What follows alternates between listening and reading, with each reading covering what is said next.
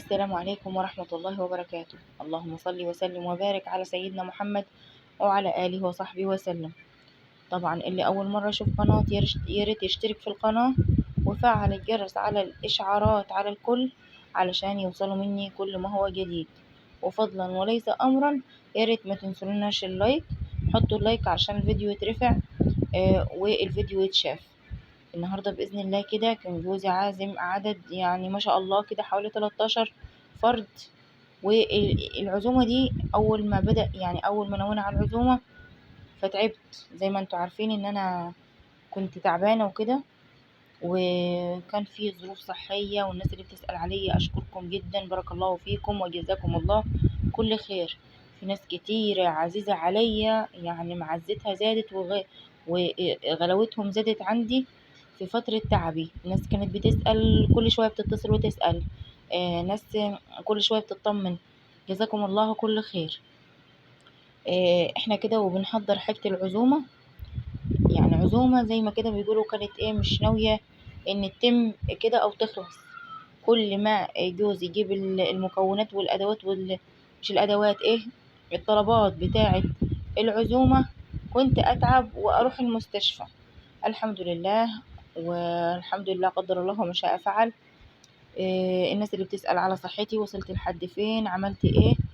انا كنت زي ما قلت لكم كده في لايف او في بث مباشر ان انا يعني عملت عملية المنظار على المعدة وعلى الاثنى عشر وعلى القولون. فطلع ان عندي شوية مشاكل كده يعني. اللهم لك الحمد. عندي فتاك في الحجاب الحاجز، وحجم الفتاك كبير. هو المفروض ان يتعمل لها عملية، بس الدكتور بيقول نسبة النجاح بتاعتها ما بتكونش يعني كبيرة. وحتى لو نجحت العملية بيبقى في مضاعفات من بعدها احنا لا غنى في غنى عنها. فقال لي هتمشي بالعلاج وكمان يعني مش عايزة ادخلكم في تفاصيل كده ونكد عليكم، بس انا حبيت ان انا يعني الناس اللي متابعة معايا اعرفكم التفاصيل.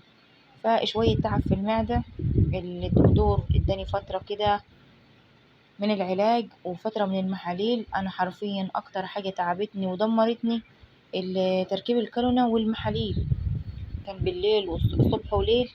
آم، كده الجزازة بتاعت المحلول وفيها الأدوية، لأن ما كانش ينفع أخد أدوية من خلال الفم، لأن المعدة يعني ملتهب على الآخر.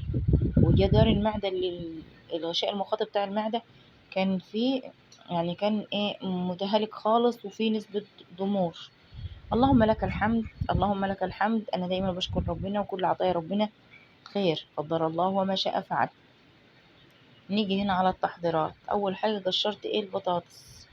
وبعد ما قشرت البطاطس، آه انا مش عارفه، كنت يعني من قبلها كده بالليل قلت احضر حاجتي، فكنت مش عارفه كنت عامله بالبطاطس دي ايه، والله مش متذكره. فالمهم قلت انا وقاعده كده اجهز الحاجه بتاعتي.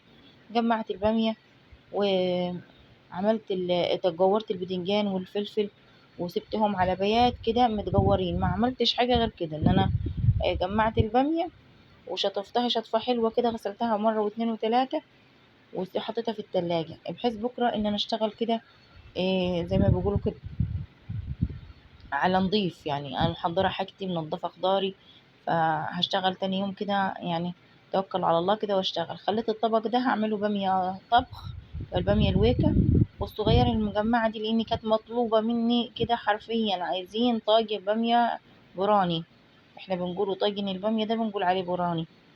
فطاجن البراني ده يعني جمعته بشوية كتار. وكمان اللي حضرته من بالليل قشرت التوم، بس جمعت البامية، جورت الفلفل والبدنجان. طبعا البدنجان مش كده اخره، ده هيتغسل وهيتعاد عليه تاني بالمجمار، لان طبعا عارفين احنا كستات كبار مش زي البنات الصغيرة. يعني انا وبناتي احنا بنجور مش زي انا يما انا اجور. يعني قلت لكم في واحدة ممكن تكون فيها قطعة صغيرة، انا ممكن اصلحها اقطع الحتة اللي فيها قطعة من فوق وهتمشي عادي وتبقى زي الفل. نيجي هنا لتاني يوم، سميت بسم الله كده وصحيت الصبح بدري. إيه، مش الصبح بدري قوي يعني، هو بصوا من كارثة من كوارث الغطا بتاع الحلة اتقلب بقي في الارض. ما علينا، في ناس هتلم الدنيا من ورايا، في ناس هتنظف. طبعا بناتي واقفين معايا بيساعدوني. كنت هنا جايبة العزومة، في ناس كانت حابة لحمة ماعز، وفي كانت حابة ناس لحمة عجالي اللي هي لحمة العجل دي. وكمان كان عندي بطية حلوة، معتبر الناس اللي كانت منهم مغتربة ومش بتاكل، مش يعني محرومة من أكل البط. فأنا إيه، حبيت إن أنا أعمل لهم برضو وسطهم كده دكر بط. طبعا هتقولوا عزومة ومش عارفة إيه ومكلفة. بصي ما تحسبيهاش، يعني المحبة والمودة كده ما بين الأهل وبين بعضهم، أو إن انت تعملي حاجة كده ولمة وحلوة وعزومة بتلمي فيها كده كل حبايبك، ما تحسبيش تكاليفها بالمرة. أنا بكون في قمة الانبساط والله العظيم، برغم إن أنا كنت تعبانة وجوزي قرر عليا خلاص، الناس مقدرة وعذراك إن انت تعبانة فبلاش منها العزومة دي خلاص ونعتذر وكده. قلت له لا، انا حابه ان انا اعملها، كفايه ان احنا اتاخرنا عليهم بسبب ظروف التعب، كل شويه بروح المستشفى وبتحجز في المستشفى. فانا كنت ايه، حابه ان انا اعزمهم. اقسم بالله بعد ما عملت العزومه انا حسيت ان انا كل مدى، والله زي ما بقول لكم، كل مدى وصحتي بتبدا تتحسن. عملت العزومه دي بعد ما عملت عمليه منظار المعده. عملتها تقريبا زي ما قلت لكم، انا عملت العزومه كده بعد ما عملت منظار المعده بحوالي اسبوع 8 ايام كده يعني. فما شاء الله يعني كانت يعني آه، الاكل كله كده متجرفته كانت حلوه وكان كله ميسر. يعني انا سبحان الله كان في كمان ناس جدت عليا، كل حاجه فيها كانت ما شاء الله، يعني على لحد الظهر كده كنت خلصت. زي ما قلت لكم كمان في ناس جدت على الناس الموجوده، سبحان الله كل لقمه وبتنده اكلها. فيعني ناس كده من اهلي جت كمان تسأل عني، فلقيتني عامله الاكل ده، فانا اتبسطت جدا. فالاكل ما شاء الله الحمد لله الخير كان كتير وكل حاجه كتيره. هو ده كان البط اللي كنت بقول لكم عليه، بصوا مخلياه قشطه قشطه، فل شمعه منوره. حشيته رز اللي هو عملته معاكم كده في اول المقطع. وبصوا على بال ما كنت حشيت البطه وحطيت اللحمه على النار، كنت سايبه ايه، بناتي الاتنين يحشوا في المحشي الفلفل والباذنجان. في واحده منهم اللي هي في تانية ثانوي، راح تالتة ثانوي حاليا، جه كده ميعاد الدرس، فانا اختها كملت وهي ايه راحت تلبس تروح الدرس. تمام كده، كل واحد بيعمل حاجه، وانا طبعا كل شويه باجي ببص وبشيك على الحاجات دي. انتوا عارفين يعني اي ام كده مش يعني هقول لكم ايه، بتحب ان كل حاجه تعملها بايدها. بتحس ان حتى لو معلمه بنتها بالظبط وبالملي هي تعمل ايه، برضو بتحس ان لا، خايفه لا تبوظ حاجه، خايفه لا تحصل حاجه. فكده يعني. هنا انا تجليت التجليه بتاعت المحشي وبتاعت البراني وكله في واحد. ازاي؟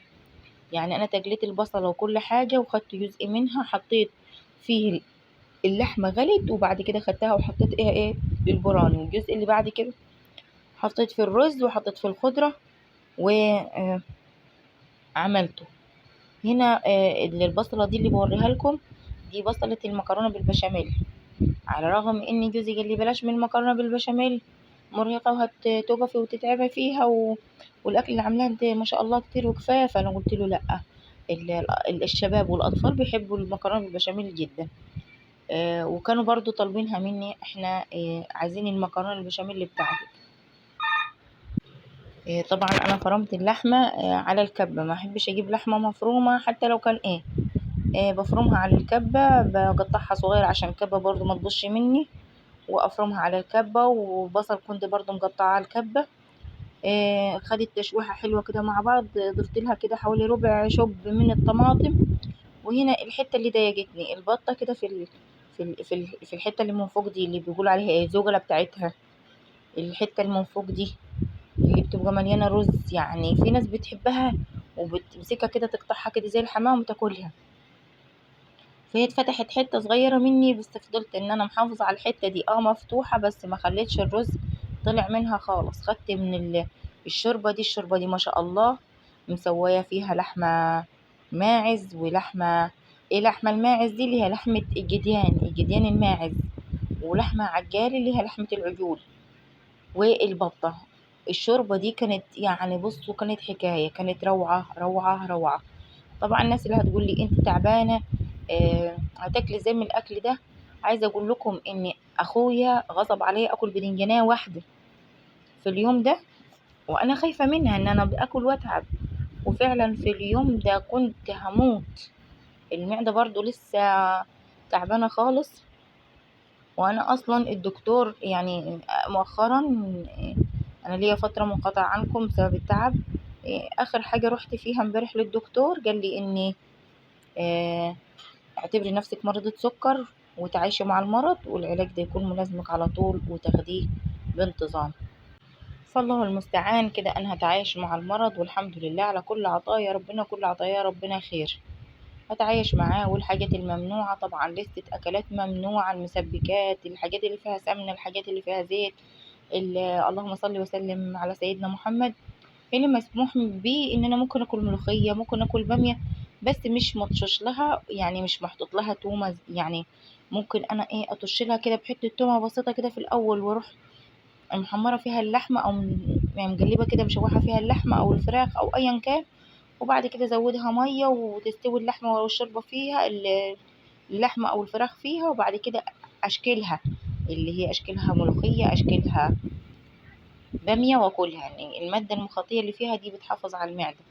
لكن الحاجات اللي زي كده، زي المكرونة بالبشاميل الحلوة الخطيرة اللي أنا عاملاها دي، ما قدرتش بصراحة، ما قدرتش حتى إن أنا كده أخد شوكة من المكرونة. خفت والله خفت. عملت تركاية كده أنا فين وفين بعملها في المكرونة، اللي هي ان انا يعني عامله صينيه جامبو، حوالي الصينيه دي اكتر من 40 سنتي. جلبت في البشاميل كده كبشه حلوه محترمه من العصاج بتاع البشاميل، عصاج اللحم، وجلبته. بصوا كانت خدت اللون الحلو ده معايا، وبصوا عاملاها بلبن صافي، فكانت ما شاء الله تحفه. جيت كمان ياما حطيتها في اللي هو الدرج اللي من تحت في البوتاجاز، راحت خدت لون كده محرمش شويه من فوق، بس كانت حلوه. جيت بقى كان عندي بسبوسه وكنافه، قلت والله لا ادلعهم واعمل لهم كمان الحلو. هنا اللي حطه على النار، حطيت السكر والسمنه واللبن، وببدأ أقلبهم يسخنوا يسخنوا، مش يغلوا، يسخنوا على النار، والسكر يدوب. بعد كده أنزل عليها بالبسبوسة. بس أنا في الحالة دي يعني البوتاجاز كان مخلي المطبخ نار حتة من الجمر كده، والعياذ بالله. أنا ما كنتش قادرة أتنفس بصراحة من كتر ومن شدة الحرارة. الجو حر موت. إلى جانب الطبخ والفرن خلى المطبخ نار اكتر، نار نار نار. اهو المكرونه بصوا كانت في الاول حطيتها في الخزان او الدرج بتاع البوتاجاز ده، فقضيها تحميره كده بسيطه. خدت من الشوربه، كنت قطعت كده الباميه كده حتت صغيره، او قطعتها رفيع زي ما بوريكم كده، وتاخد غلوه. بعد كده اطفي النار عنها تهدى او ابردها، وبعد كده اضربها بالهاند بلندر او بالخلاط. المحشي بتاعي محشي الكرنب استوى، انا مسويه بشوربه الشوربه الدسمه بتاعه اللحمه والبط، وكمان المحشي الفلفل مسويه بنفس الشوربه. فكان كده حاجه تحفه. كمان الطاجن ما شاء الله بقى زي الفل. ما تبصوش كده على الورق بتاع المرقه ده، لا ده انا الورق ده كان لقيته مفتح، فانا فضيته في برطمان كده صغير من غير الورقه بتاعته، والورق ده هتخلص منه. شفت البسبوسه والكنافه ده، بصوا اللي فاض من بعد ما اكلوا. انا كنت عامله صينيه كبيره كنافه، والصينيه دي الاساسيه كانت بسبوسه. بصوا الحتت المحرمشه دي انا بعشقها، بموت فيها، ولادي بيحبوها زيي. بصوا كان الاكل النهائي شكله بصوا ما شاء الله، الله اكبر، اللهم صل على النبي. حمرت اللحمه وحمرت البطه، وخليت كل حاجه زي العسل كده وزي الفل، حاجه كده تشرف ما شاء الله، بسم الله ما شاء الله. خليت البطه كمان تاخد تحميره من كل الجهات كده في الفرن. ولا الرز بتاعها الحمد لله ما طلعش، هي اتفتحت فتحه بسيطه، بس الرز قاعد زي ما هو آه زي الفل كده. وكانت أكلة وكانت عزومة كده، بسم الله ما شاء الله. كنت عايزة أعمل شوربة لسان عصفور، فأنا حسيت إني لأ خلاص كده كفاية، ملهوش لزوم. فالحمد لله، الحمد لله إن ربنا قدرني وقدرت أعمل العزومة الحلوة الجميلة دي. ما تستسلموش للمرض، قوموا ومارسوا حياتكم وعيشوا حياتكم وشوفوا حالكم وحال ولادكم. ما تستسلمي للمرض كده اعتراض على قضاء ربنا، كده بتهلكي نفسك بنفسك. يا رب الفيديو يكون عجبكم، واستودعكم الله الذي لا تضيع ودائعه.